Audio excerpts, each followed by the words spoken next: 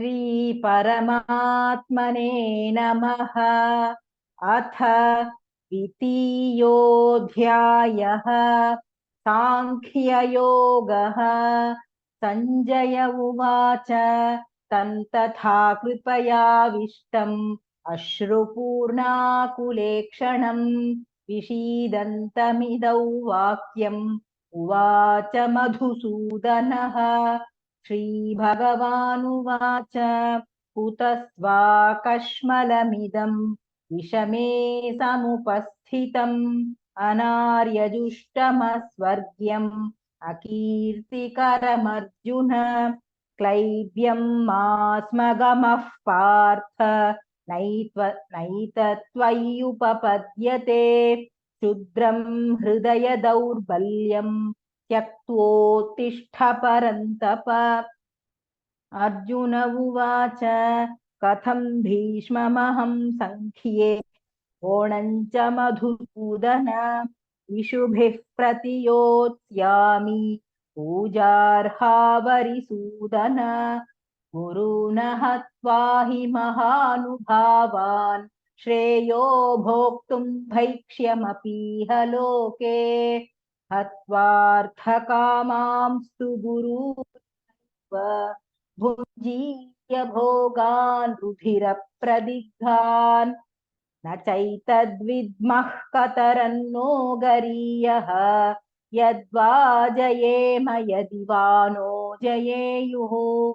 यानेव हत्वा न जिजीविषामः तेव स्थिताः प्रमुखे धार्तराष्ट्राः। कार्पण्यदोषोपहतः स्वभावः पृच्छामि त्वां धर्मसम्मूढचेताः। यच्छ्रेयस्यान्निश्चितं ब्रूहि तन्मे शिष्यस्तेऽहं शाधिमान् त्वां प्रपन्नम्। न हि प्रपश्यामि ममापनुद्यात् यच्छोकमुच्छोषणमिन्द्रियाणाम् अवाप्नावसपथं राज्यं सुराणामपि चाधिपत्यम्। संजय उवाच एवमुक्त्वा हृषीकेशं गुडाकेशः परन्तप न योत्स्य इति गोविन्दम् उक्त्वा तूष्णीं बभूवः। तमुवाच हृषीकेशः रहसन्निव भारत सेनयोरुभयोर्मध्ये विषीदन्तमिदौ वचः। श्रीभगवानुवाच अशोच्यानन्वशोचस्त्वं प्रज्ञावादांश्च भाषसे गतासून गतासूंश्च नानुशोचन्ति पण्डिताः। न त्वेवाहं जातु नासं न त्वन्नेमे जनाधिपाः न चैव न भविष्यामः सर्वे वयमतः परम्। देहिनोऽस्मिन् यथा देहे कौमारै यौवनजरा तथा देहान्तरप्राप्तिः धीरस्तत्र न मुह्यति। मात्रा स्पर्शास्तु कौन्तेय शीतोष्णसुखदुःखदाः आगमापायिनो नित्याः तां स्थितिक्षस्व भारत।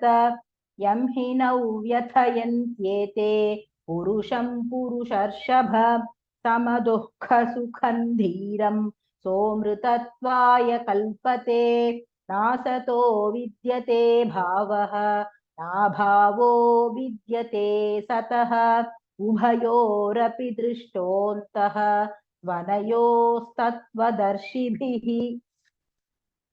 अविनाशि तु तद्विद्धि येन सर्वमिदं ततं विनाशमव्ययस्यास्य न कश्चित् कर्तुमर्हति। अन्तवन्त इमे देहाः नित्यस्योक्ताः शरीरिणः अनाशिनो प्रमेयस्य तस्माद्युध्यस्व भारत। य एनं वेत्ति हन्तारम् यश्चैनं मन्यते हतम् उभौ तौ न विजानीतः।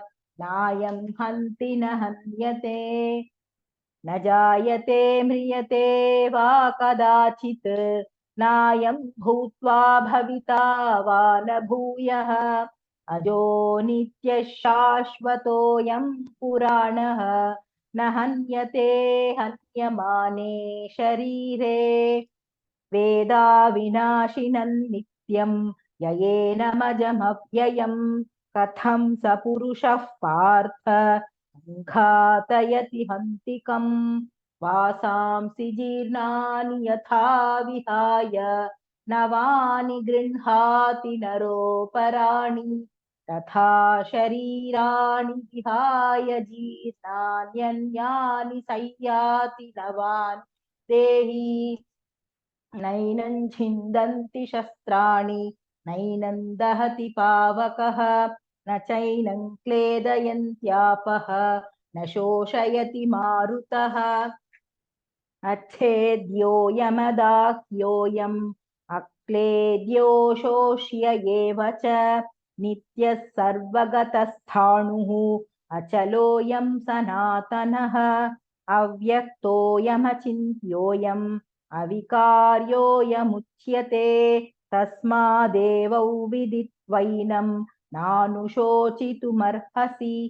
अथ चैनं नित्यजातं नित्यौ वा मन्यसे मृतं तथापि त्वं महाबाहो नैवं शोचितुमर्हसि जातस्य हि ध्रुवो मृत्युः ध्रुवं जन्म मृतस्य च तस्मादपरिहार्येऽर्थे न त्वं शोचितुमर्हसि अव्यक्तादीनि भूतानि व्यक्तमध्यानि भारत अव्यक्तनिधनान्येव तत्र का परिदेवना आश्चर्यवत् पश्यति कश्चिदेनम् आश्चर्यवद्वदति तथैव चान्यः आश्चर्यवच्चैनमन्यः शृणोति श्रुत्वाप्येनौ वेद न चैव कश्चित् देही नित्यमवध्योऽयं देहे सर्वस्य भारत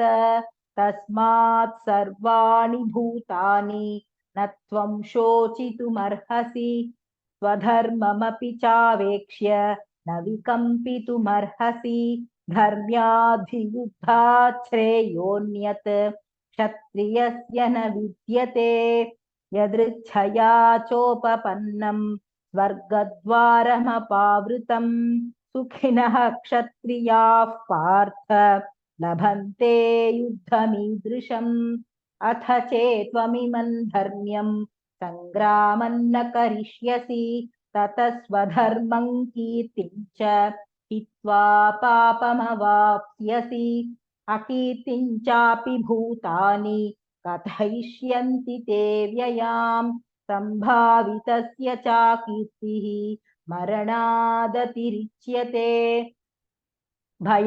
भयाद्रणादुपरतं मंस्यन्ते त्वां महारथाः येषां च त्वं बहुमतः भूत्वा यास्यसि लाघवम् अवाच्यवादांश्च बहून् वदिष्यन्ति तवाहिताः निन्दन्तस्तव सामर्थ्यं ततो दुःखतरन्नु किम् हतो वा प्राप्स्यसि स्वर्गं जित्वा वा भोक्ष्यसे महीम् तस्मादुत्तिष्ठ कौन्तेय युद्धाय कृतनिश्चयः सुखदुःखे समे कृत्वा लाभालाभौ जयाजयौ ततो युद्धाय युज्यस्व नैवं पापमवाप्स्यसि येषा ते विहिता साङ्ख्ये बुद्धिर्योगे त्विमां शृणु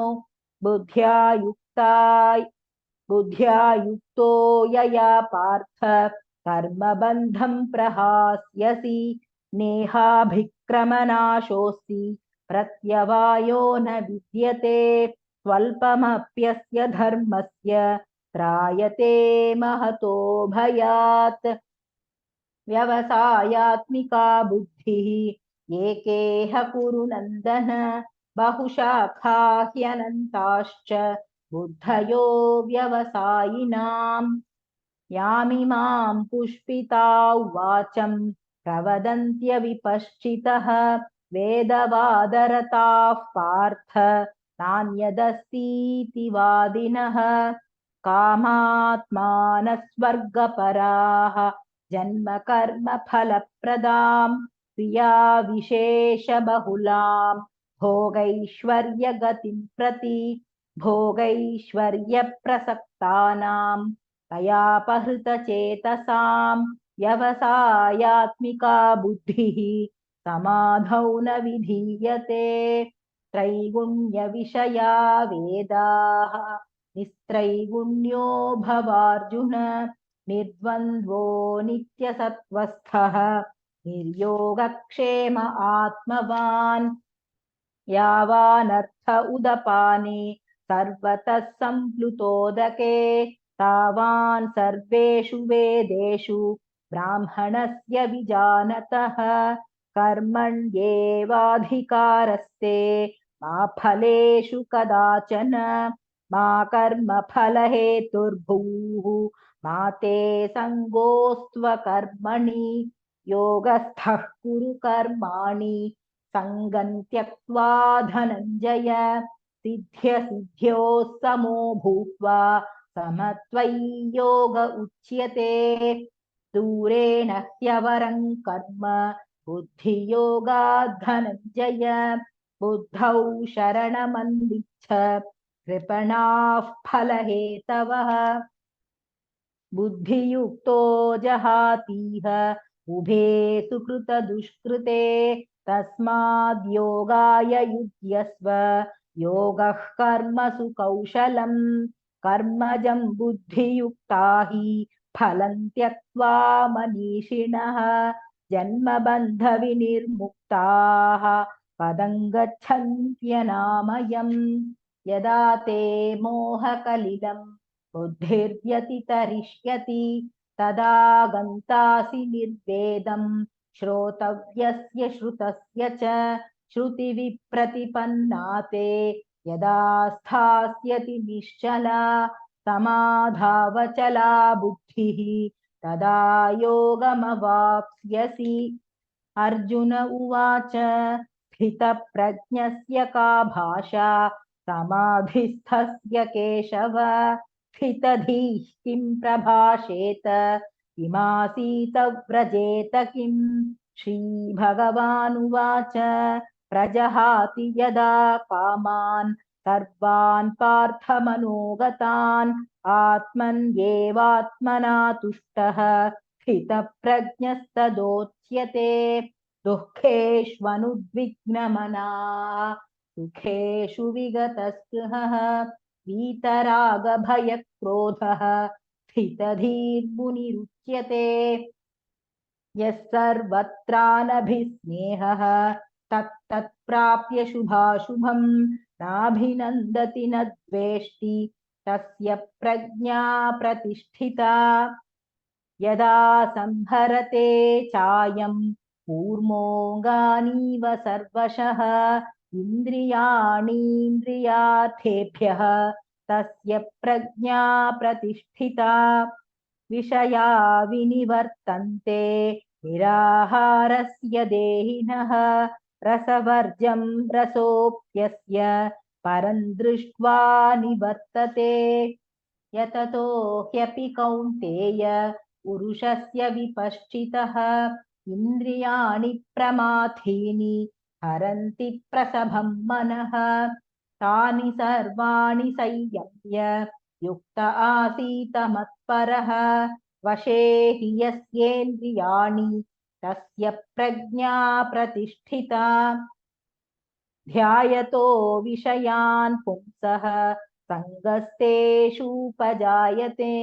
सङ्गात् सञ्जायते कामः कामात् क्रोधोऽभिजायते क्रोधात् भवति सम्मोहः सम्मोहात् स्मृतिविभ्रमः स्मृतिभ्रंशात् बुद्धिनाशः बुद्धिनाशात् प्रणश्यति रागद्वेषवियुक्तैस्तु विषयानिन्द्रियैश्चरन् आत्मवश्यैर्विधेयात्मा प्रसादमधिगच्छति प्रसादे सर्वदुःखानां हानिरस्योपजायते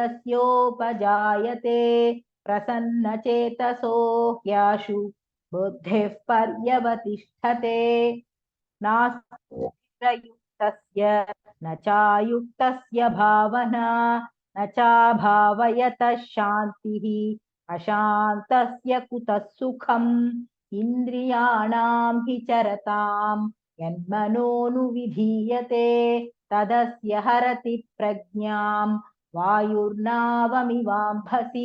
तस्माद्यस्य महाबाहो निगृहीतानि सर्वशः इन्द्रियाणीन्द्रियार्थेभ्यः तस्य प्रज्ञा प्रतिष्ठिता या निशा सर्वभूतानां तस्यां जागर्ति संयमी यस्यां जाग्रति भूतानि सा निशा पश्यतो मुनेः आपूर्यमाणमचलप्रतिष्ठं समुद्रमापः प्रविशन्ति यद्वत् तद्वत् कामायं प्रविशन्ति सर्वे स शान्तिमाप्नोति न कामकामी विहाय कामान् यः सर्वान् पुमांश्चरति निःस्पृहः निर्ममो निरहङ्कारः स शान्तिमधिगच्छति एषा ब्राह्मी स्थितिः पार्थ नैनां प्राप्य विमुह्यति स्थित्वा स्यामन्तकालेऽपि ब्रह्मनिर्वाणमृच्छति ॐ तत्सदिति श्रीमद्भगवद्गीतासु उपनिषत्सु ब्रह्मविद्याया योगशास्त्रे श्रीकृष्णार्जुनसंवादे सांख्ययोगो नाम द्वितीयोऽध्यायः सर्वधर्मान् परित्यज्य मामेकं शरणौ व्रज अहं त्वा सर्वपापेभ्यः मोक्षयिष्यामि मा शुचः।